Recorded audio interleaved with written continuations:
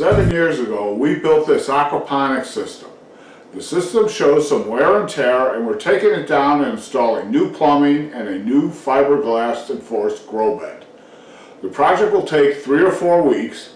In the meantime, we need to provide filtration to our fish pond. In the aquaponics system, the plants in the grow beds provide filtration for the fish pond. In turn, the fish provide nutrient-rich water for the plants, and the plants filter that water for the fish. Take away the grow beds and you remove the filtration. I need to replace it. So I'm putting together a small pond filter for outdoor use using a 5-gallon bucket. I had hooked up this old Cascade 1500 when we disconnected the first grow bed, but this filter isn't for outdoor use. We're coming up to monsoon season and the dust storms alone could damage this item. So I'm making a temporary filter that can withstand exterior conditions, and once it's no longer needed, I can either store it or break it down for its components. To start out, I need a 5-gallon bucket, but instead of getting the normal lid that comes with a bucket like this, I got one called a gamma lid. A gamma lid has a ring and a screw off top. The reason I'm using a gamma lid instead of the normal standard lid is because I plan on using a 700-gallon per hour pump, and that's going to put a lot of pressure inside the bucket.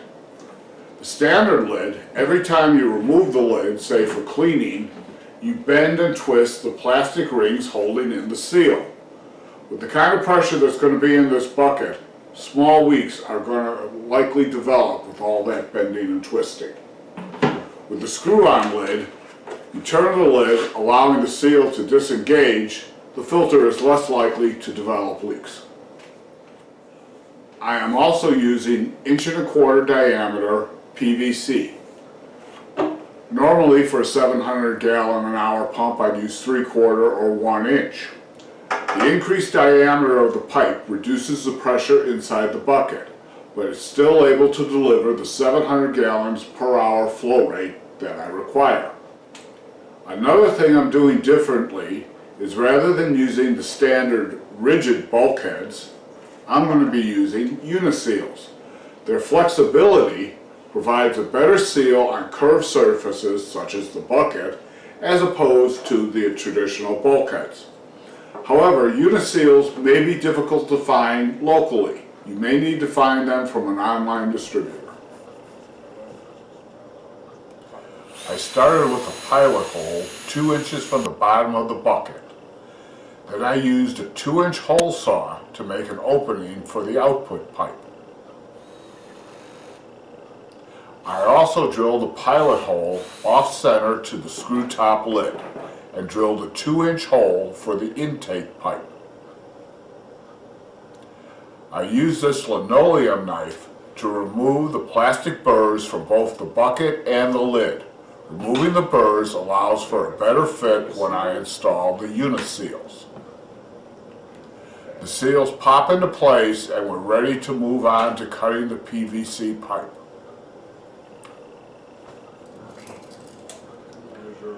I marked 12 inches on the length of 1 1/4 inch pipe and cut at the mark.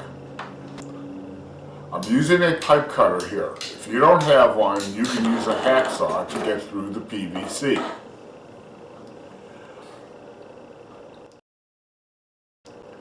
I installed a 12-inch length of pipe. This may require 2 people to push the pipe through. Do that one again. You want it halfway through. The end of the pipe should be in the middle of the bucket. Now measure from the bottom of the bucket to just above the top of the pipe. This is the height of the supports. From the 1/2-inch pipe, I cut 4 3-inch lengths to support the platform. I'll cut from the diffuser.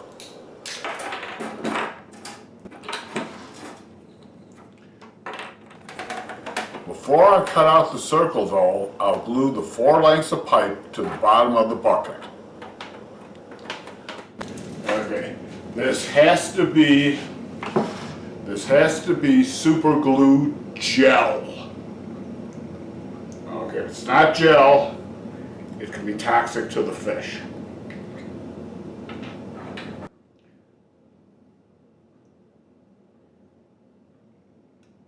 Be sure to distribute them evenly across the bottom so it looks like this.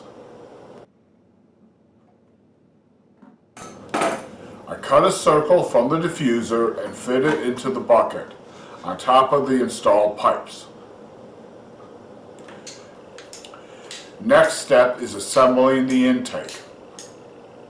I cut a length from the 1 1/4 inch PVC pipe and add a 90-degree elbow to one end. I position the stem of the T against the end of the elbow. Measure and cut. I want the T and the elbow to fit as closely as possible. I cut a short length of pipe and push it in through the Uniseal on the screw top lid. This is for where the water comes in.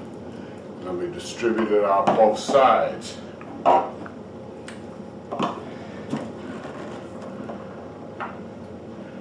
This is a bushing, and this is the barb for the same size hose I'm going to use.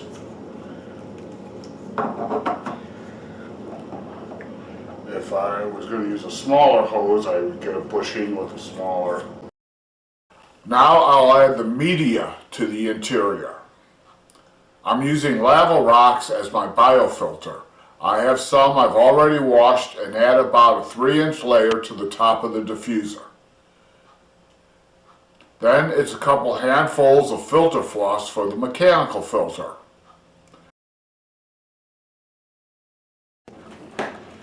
I add the ring and the lid to the bucket, and now I can install it in my small pond.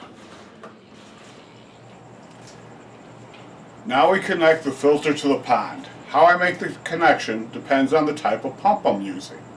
If for say I was using an external pump, one that cannot go into the water, I place the filter on the ground below the water line, and then I'd siphon the water in through the top, and the output pipe I would attach the external filter and pump the water back into the tank, thereby drawing the water in through the siphon and then pulling it out through the pump and back into the tank. But that's not the way I'm going to do it. The way I'm going to do it is by using a submersible pump or a wet pump.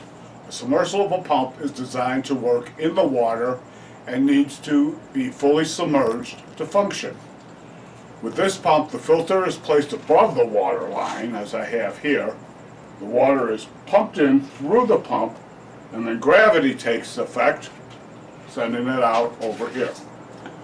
I'm using the submersible pump because that's what I have. An external pump would work just as well. Let's see how this works.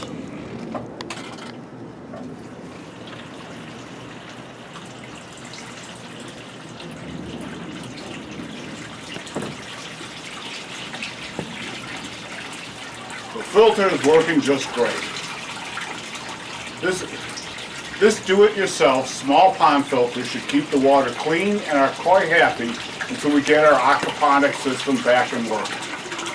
Over the next few weeks, we'll be working on the new system. We'll video the project and show you what we did. In the meantime, we count on the DIY filter to keep our fish safe. This is an easy project and you can do it yourself.